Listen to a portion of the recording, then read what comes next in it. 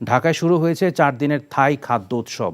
ভোজনবিলাসী বাংলাদেশিদের সঙ্গে থাইল্যান্ডের খাবার ও সংস্কৃতির মেরুবন্ধনের অংশ হিসেবে রাজকীয় থাই দূতাবাস এবং দেশটির বাণিজ্য মন্ত্রণালয়ের department of international trade promotion আয়োজন করে এই উৎসবের।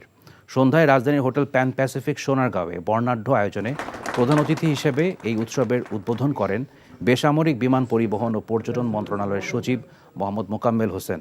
বিশেষ অতিথি ছিলেন ঢাকায় নিযুক্ত থাই দূতাবাসের রাষ্ট্রদূত মাকাওয়াদি সুমিত মোর। প্যান প্যাসিফিক হোটেল সোনারগাঁওয়ের ক্যাফে বাজারে রেস্টুরেন্টে থাই খাবারের সমারোহে নিজেদের সাংস্কৃতিক ঐতিহ্য তুলে ধরেন থাই শিল্পীরা।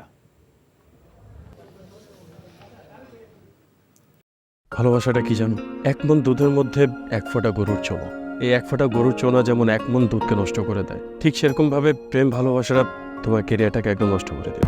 তোর জন্য কেন আমার এত টান, তুই ছাড়া কাঁদে আমার অবুঝ পরাণ। দূরে গেলে বুকে ভালোবাসা জাগে, তোর জন্য আমার বড্ড মায়া লাগে।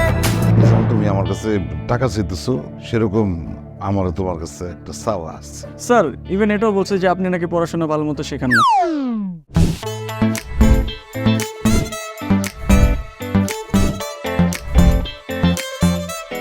অল্প বয়সে জীবনের সরোবরে ভালোবাসা নামক একটি চোনা ঢুকিয়েছে, তারপর থেকে আমার জীবনটা নষ্ট। মানুষের জীবনের তাগিদে মাঝে মধ্যে দূরে সরে যেতে হয়, আবার জীবনের প্রয়োজনে ফিরে আসে। আমিও ফিরবো।